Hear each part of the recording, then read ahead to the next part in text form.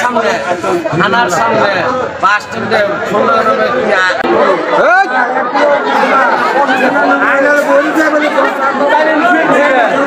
আমি প্রতিদিনকে 1 বস্তা চাল আনছি 1350 টাকা দিয়ে 1 পেটের জন্য আমার সেই চাল দিয়ে আজকে বেচা লাইছে। আমি সন্ধ্যাতে আমি আইসি হাইরে আমি বাচ্চারা বাদাম এই জানা চাল নাই, চাল নিয়ে বেচা লাইছে। তার বাদে যে সেলিম ভাই গেতাছে রাস্তা দিয়া বাড়ি ছাইরা গেছে গা এই অমুরা যাইয়া মারামারি করছে। আবার মারামারি শেষে আবার সেলিম ভাই আইছে হেরা কইছে চুপ কর একটাও কইস না। আরে বেচারারে তাস করে এই গালটার মধ্যে চপ দিল, 5টা আঙ্গুলে আগুন বেরোলো। আমার ঘরে মাথাছে মানে মোবাইল চুরি করে আনছে না এরকম, এই মোবাইল আমার কাছে চাইতেছে।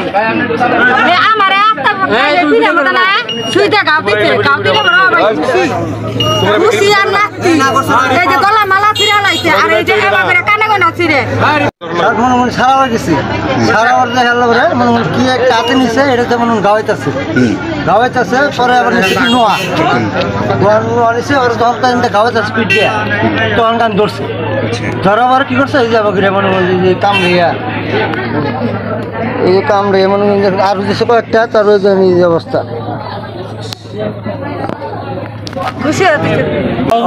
और दिशा चाই और সাজা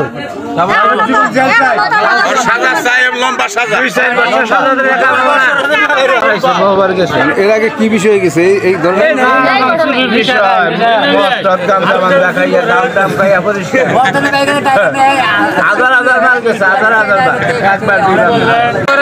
শাস্তি করে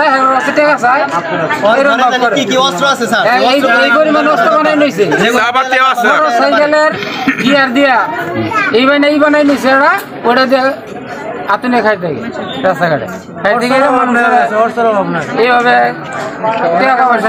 বাসা থেকে মোটর আছে, মোটর নিয়ে যায়, টিউবওয়েলের মাথাগুলো নিয়ে যায়। শেষ পর্যন্ত আমাদের টিকি দক্ষিণ পাড়া মসজিদ থেকে মাইকের ব্যাটারি এবং মাউথ পিসটা পর্যন্ত চুরি হয়ে গেছে।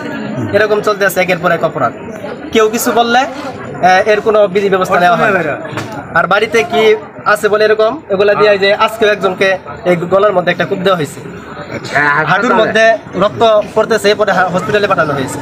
তাহলে এরকম একের পর এক অকারেন্স করলে পরে আমরা এলাকার মধ্যে কেমনে নিরাপত্তা পাবো? নিরাপত্তার জন্য আমরা বললে পরে আমরা নিরাপত্তা পাই না। এটার একটা বিধি ব্যবস্থা আমরা চাইতেছি। সামনে থানার সামনে বাস স্ট্যান্ডে